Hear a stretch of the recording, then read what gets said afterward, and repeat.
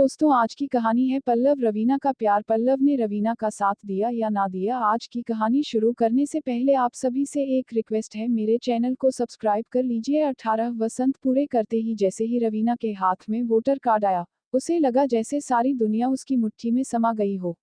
अब मैं कानूनी रूप से बालिग हूँ, अपनी मर्जी की मालिक, अपनी जिंदगी की सर्वस्वा, अपने निर्णय लेने को स्वतंत्र, जो चाहे करूँ, जहाँ चाहे जाऊँ, जिसके साथ मर्जी रहूँ।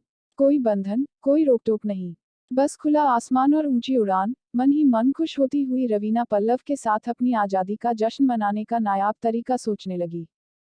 ग्रेजुएशन के आखिरी साल की स्टूडेंट रवीना अपने माँ पापा की इकलौती बेटी है।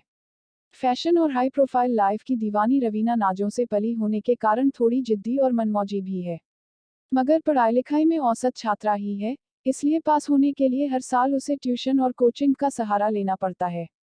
कस्बा युवक पल्लव पिछले दिनों ही इस कोचिंग इंस्टीट्यूट में पढ़ाने लगा है।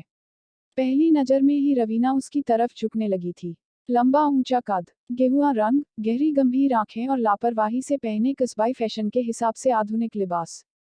बाकी लड़कियों की निगाहों में पल्लव कुछ भी खास नहीं था, मगर उसका बेपरवाह अंदाज अत्याधुनिक शहरी रवीना के दिलो दिमाग में खलबली मचाए हुए था।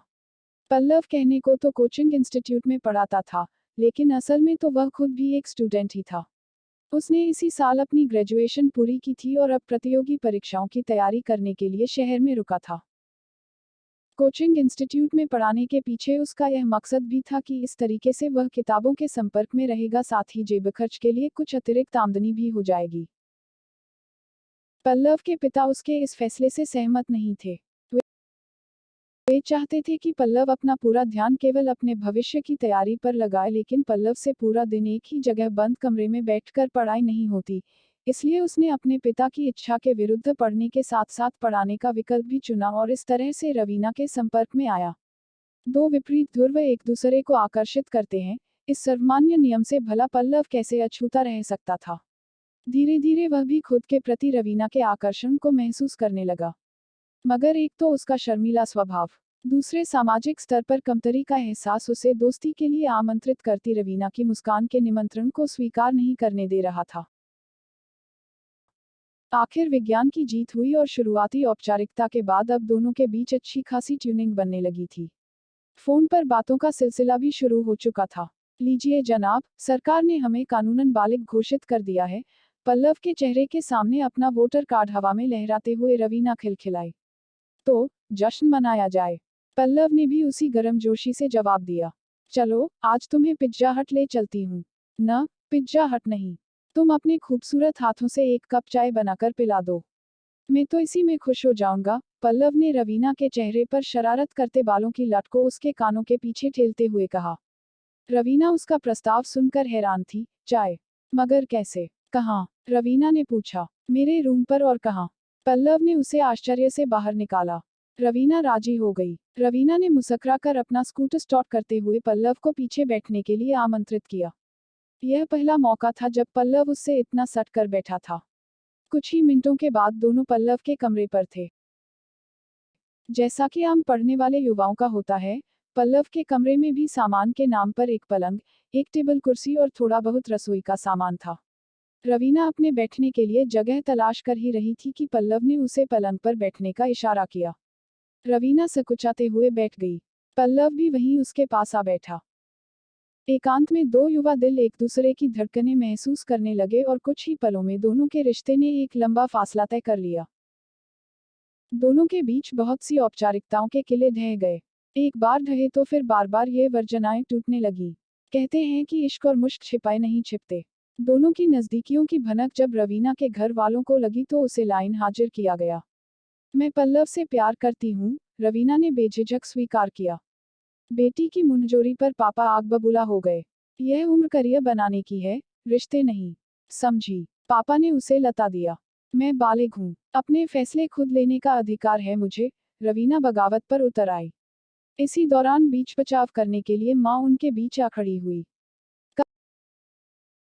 कल से इसका कॉलेज और इंस्टीट्यूट दोनों जगह जाना बंद, पापा ने उसकी माँ की तरफ मुखातिब होते हुए कहा तो रवीना पांव पटकते हुए अपने कमरे की तरफ चल दी। थोड़ी ही देर में कपड़ों से भरा सूटकेस हाथ में लिए खड़ी थी। मैं पल्लव के साथ रहने जा रही हूँ। रवीना के इस ऐलान ने घर में सबके होश उड़ा दिए। तुम बिना शादी किए एक पराये मर्द के साथ रहोगी? क्यों समाज में हमारी नाक कटवाने पर तुली हो? इस बार माँ उसके खिलाफ हो गई। हम दोनों बालिग हैं। अब तो हाई कोर्ट ने भी इस बात की इजाजत दे दी है कि दो बालिग लिव इन में रह सकते हैं, उम्र चाहे जो भी हो। रवीना ने कुछ समय पहले दिए गए केरल हाईकोर्ट के फैसले का हवाला देते हुए मां के विरोध को चुनौती दी। कोर्ट अपने फैसले नियम, कानून और सबूतों के आधार पर देता है। सामाजिक व्यवस्थाएं इन सब से बिल्कुल अलग होती हैं। कानून और समाज के नियम सर्वथा भिन्न होते हैं। पापा ने उसे नरमाई से समझाने की कोशिश की, मगर रवीना के कान तो पल्लव के नाम के अलावा कुछ और सुनने को तैयार ही नहीं थे। उसे अब अपने और पल्लव के बीच कोई बाधा स्वीकार नहीं थी। वह बिना पीछे मुड़कर देखे अपने घर की दहलीज लंघ गई। यूं अचानक रवीना को सामान सहित अपने सामने देखकर पल्लव अचकचा गया। रवीना ने एक ही सांस में उसे पूरे घटनाक्रम का ब्यौरा दे दिया। कोई बात नहीं, अब तुम मेरे पास आ गई हो ना। पुराना सब भूल जाओ और मिलन का जश्न मनाओ। कमरा बंद करके पल्लव ने उसे अपने पास खींच लिया और कुछ ही देर में हमेशा की तरह उनके बीच रही सी सारी दूरियां भी मिट गईं। रवीना ने एक बार फिर अपना सब कुछ पल्लव को समर्पित कर दिया। 2-4 दिन में ही पल्लव के मकान मालिक को भी सारी हकीकत पता चल गई कि पल्लव अपने साथ किसी लड़की को रखे हुए है। उसने पल्लव को धमकाते हुए कमरा खाली करने का अल्टीमेटम दे दिया। समाज की तरफ से उन पर यह पहला प्रहार था, मगर उन्होंने हार नहीं मानी। कमरा खाली करके दोनों एक सस्ते होटल में आ गए। कुछ दिन तो सोने से दिन और चांदी सी रातें गुजरी, मगर साल बीतते बीतते ही उनके इश्क का इंद्रधनुष फीका पड़ने लगा। प्यार से पेट नहीं भरता, इस कहावत का मतलब पल्लव अच्छी तरह समझने लगा था। समाज में बदनामी होने के कारण पल्लव की कोचिंग छूट गई और अब आमदनी का कोई दूसरा जरिया भी उनके पास नहीं था। पल्लव के पास प्रतियोगी परीक्षाओं का शुल्क भरने तक के पैसे नहीं बच पा रहे थे। उसने वह होटल भी छोड़ दिया और अब रवीना को लेकर बहुत ही निम्न स्तर के मोहल्ले में रहने आ गया। एक तरफ जहां पल्लव को रवीना के साथ अपना भविष्य अंधकार में नजर आने लगा था, वहीं दूसरी तरफ रवीना तो अब पल्लव में ही अपना भविष्य तलाशने लगी थी। वह इस लिव इन को स्थायी संबंध में परिवर्तित करना चाहती थी। पल्लव से शादी करना चाहती थी। रवीना को भरोसा था कि जल्द ही ये अंधेरी गलियां खत्म हो जाएंगी और उन्हें अपनी मंजिल का रास्ता मिल जाएगा। बस किसी तरह पल्लव कहीं सेट हो जाए। एक बार फिर विज्ञान का यह आकर्षण का नियम पल्लव पर लागू हो रहा है कि दो विपरीत ध्रुव जब एक निश्चित सीमा तक नजदीक आ जाते हैं तो उनमें विकर्षण पैदा होने लगता है। पल्लव भी इसी विकर्षण का शिकार होने लगा था। हालात के सामने घुटने टेकता वह अपने पिता के सामने रो पड़ा तो उन्होंने रवीना से अलग होने की शर्त पर उसकी मदद करना स्वीकार कर लिया। मरता क्या नहीं करता। पिता की शर्त के अनुसार उसने फिर से कोचिंग जाना शुरू कर दिया और वहीं हॉस्टल में रहने लगा। इस बार कोचिंग में पढ़ाने नहीं बल्कि स्वयं पढ़ने के लिए। यह रवीना के लिए किसी बड़े झटके से कम नहीं था। वह अपने आप को ठगा सा महसूस करने लगी। मगर दोष दे भी तो किसे? यह तो उसका अपना फैसला था। इस रास्ते पर चलना उसने खुद चुना था। पल्लव के जाने के बाद वह अकेली ही उस मोहल्ले में रहने लगी। इतना सब होने के बाद भी उसे पल्लव का इंतजार था। वह भी उसकी बैंक परीक्षा के रिजल्ट का इंतजार कर रही थी। एक बार पल्लव का चयन हो जाए, फिर सब ठीक हो जाएगा। हमारा दम तोड़ता रिश्ता फिर से जी उठेगा, इसी उम्मीद पर वह हर चोट सहती जा रही थी। आखिर रिजल्ट भी आ गया। पल्लव की मेहनत रंग लाए और उसका बैंक परीक्षा में चयन हो गया।